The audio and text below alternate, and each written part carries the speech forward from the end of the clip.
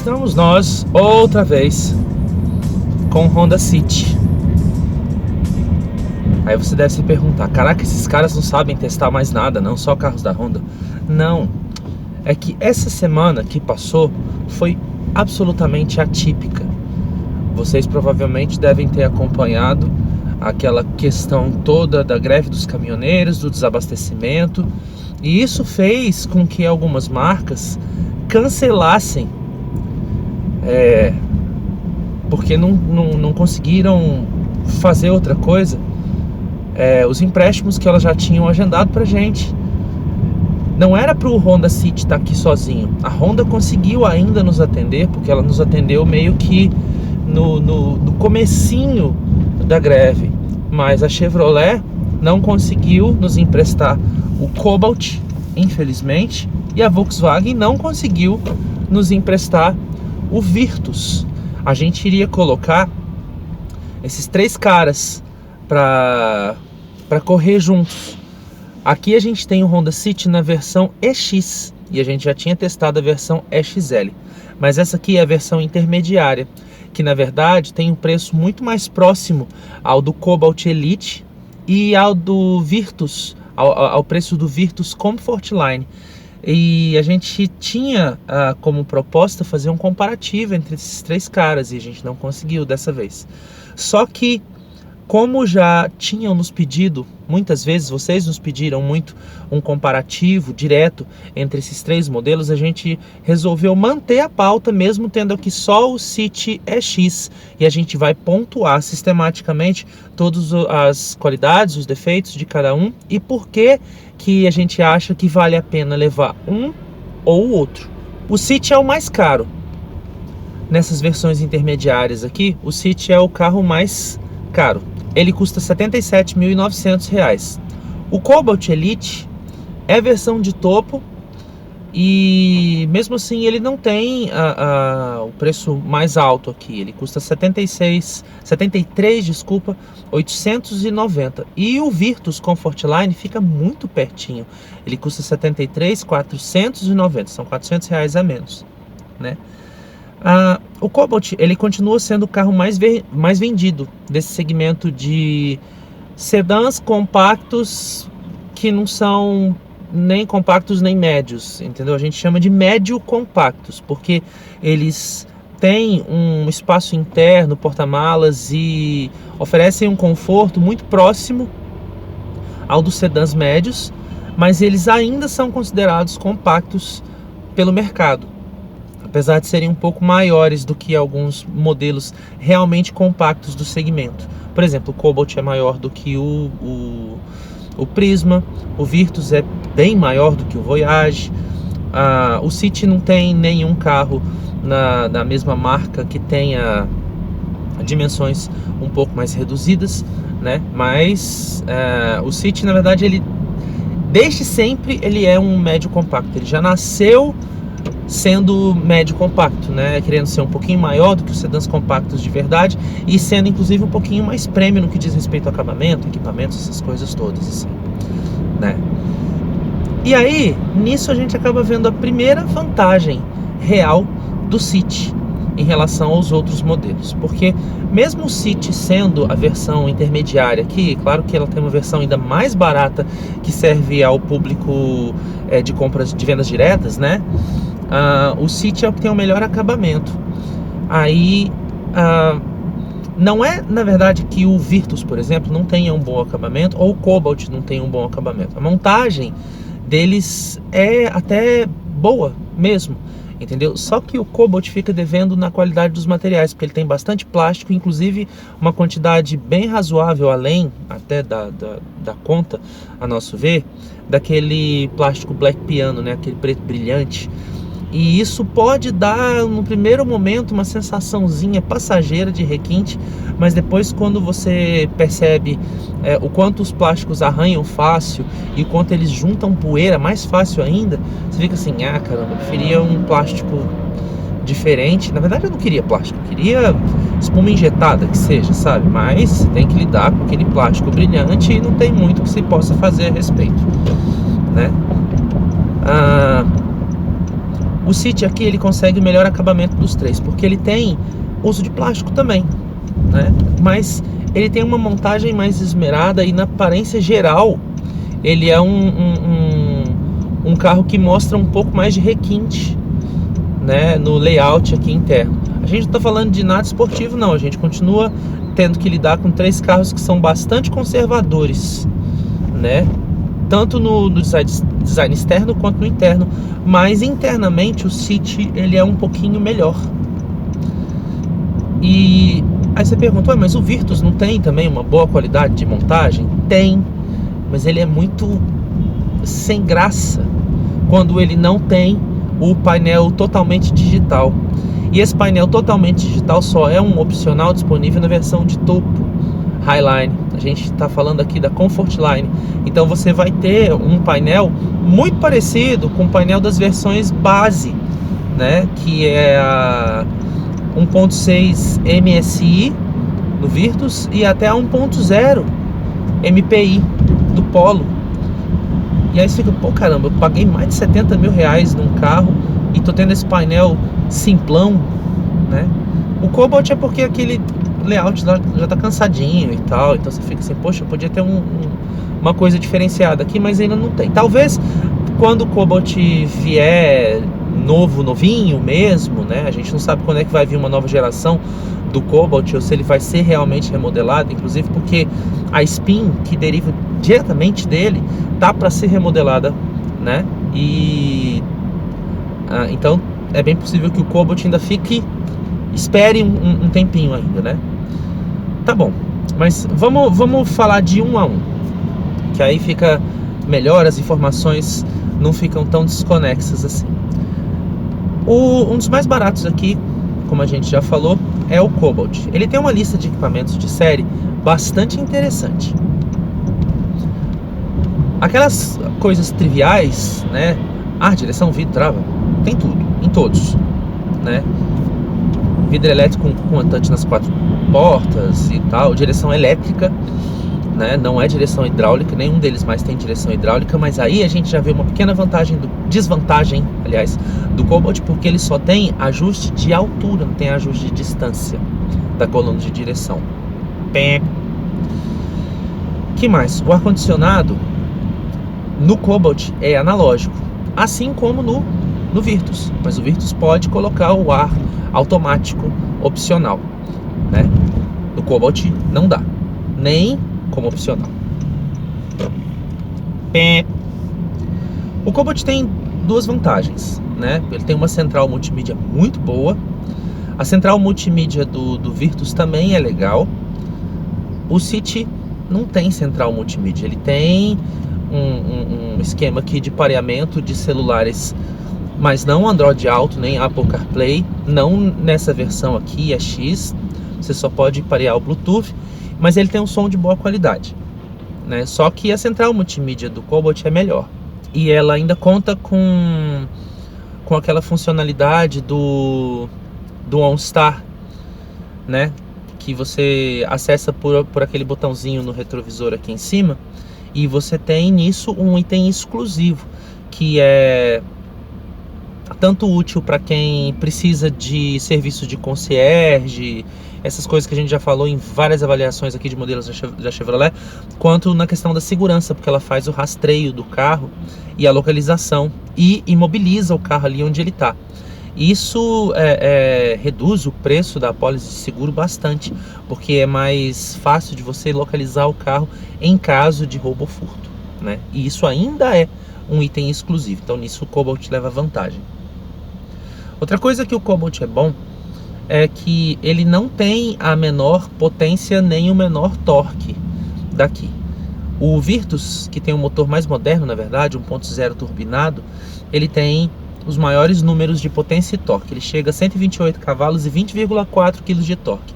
O Cobalt fica ali no meio do caminho, né? Ele tem menos potência do que o City, mas ele tem mais torque do que o City, né? Ele tem mais de 17 kg de torque, apesar de ter 111 cavalos, enquanto o City chega a 116 cavalos, mas ele tem só 15,4 kg de torque, né? Só que o gerenciamento dessa potência no Cobalt é melhor, porque ele tem um câmbio de 6 marchas que trabalha muito bem com o motor 1.8 de 8 válvulas, né? Então o Cobalt acaba tendo um desempenho geral, é claro que sutilmente, mas mesmo assim é melhor do que o do City. E o Virtus não tem o que falar, o Virtus, óbvio, ele é o mais pesado daqui, mas ele tem muito mais torque, né? Ele tem mais de 3 kg de torque além do Cobalt e quase 5 kg a mais de torque em relação ao City. Então é óbvio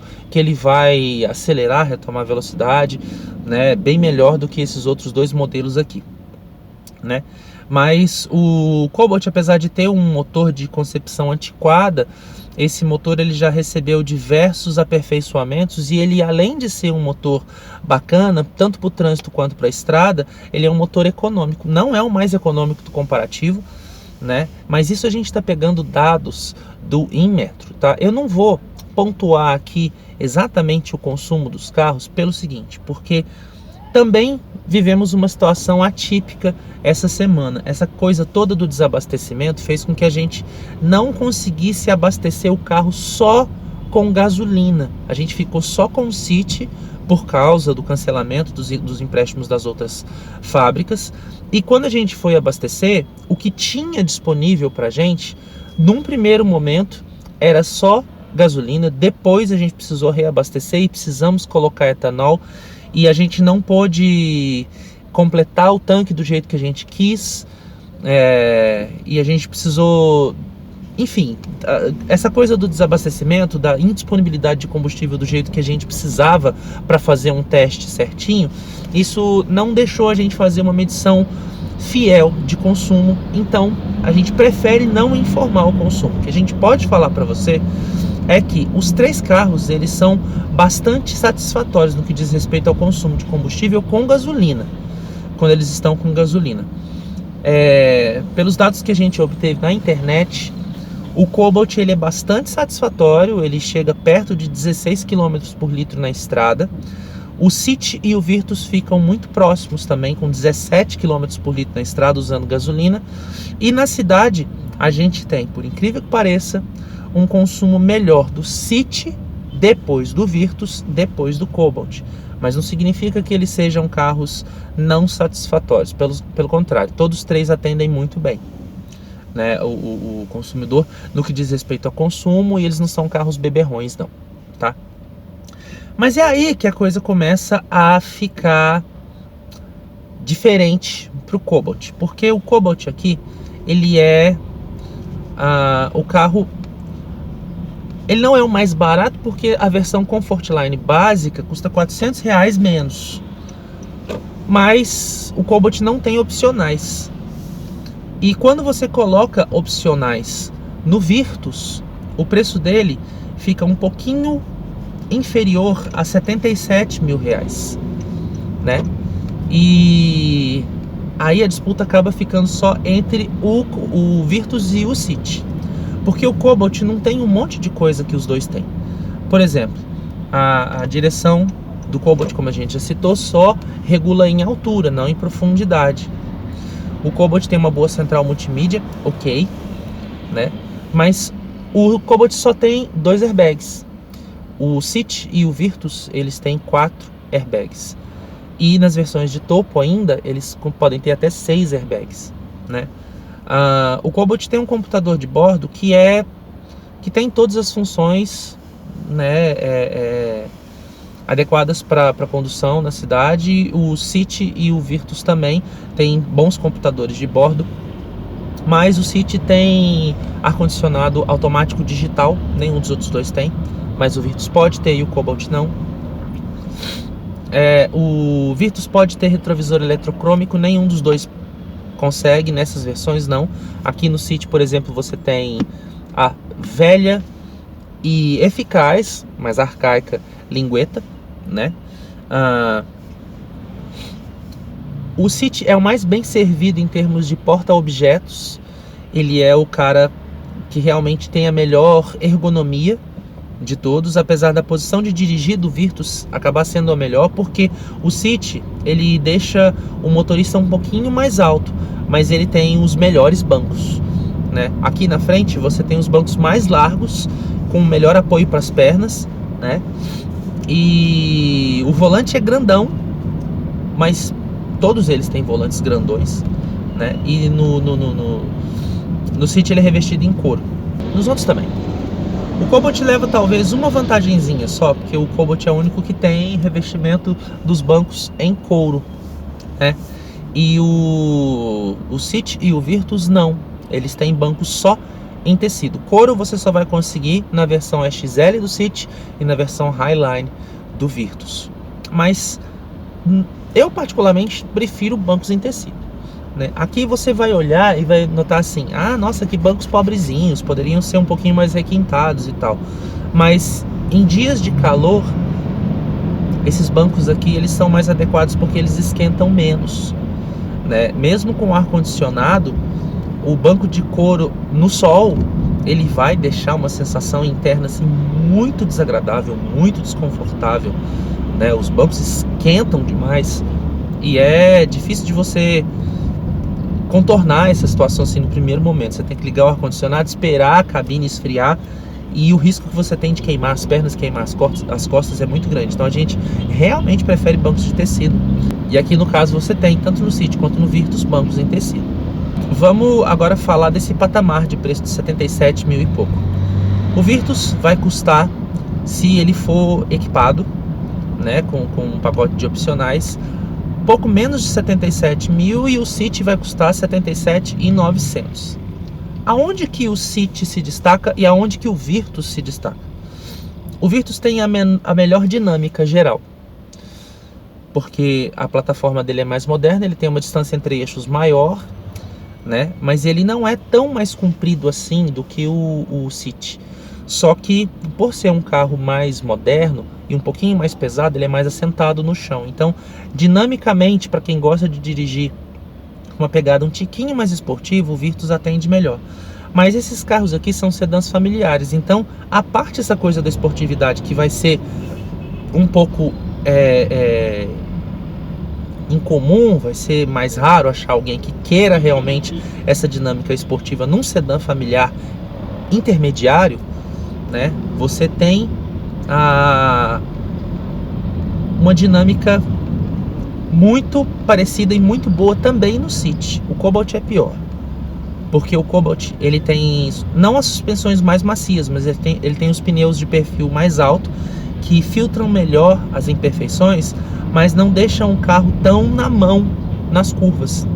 O City já é bastante equilibrado, ele não é nem um pouquinho esportivo, nem um pouquinho, nem queira que ele seja, mas ele é muito equilibrado, né? Ele faz curvas com bastante competência, ele é neutro, ele é fácil de contornar, ele é fácil de manobrar, né? E ele peca numa coisa que aí é só o Virtus mesmo que acaba tendo. Nesse pacote de opcionais que você pode colocar no Virtus Comfortline, você tem controles de tração e estabilidade. Você não encontra isso no Cobalt, e você não encontra, por que, Honda, isso no City. Não tem controle de tração e estabilidade, né? Deveria ter já, porque até na remodelação ele ganhou várias coisas, né? Vários itens que tem até no Fit. Poxa, por que não tem no City ainda? Não dá para entender. Mas o City, ele tem coisas que o Virtus não tem, por exemplo, esse volante multifuncional, que no Virtus só existe se você colocar esse pacote de opcionais, o que dá para contornar, né? Porque você tem um preço muito parelho, ainda um pouquinho mais baixo no Virtus, mas você consegue contornar porque você tem volante multifuncional.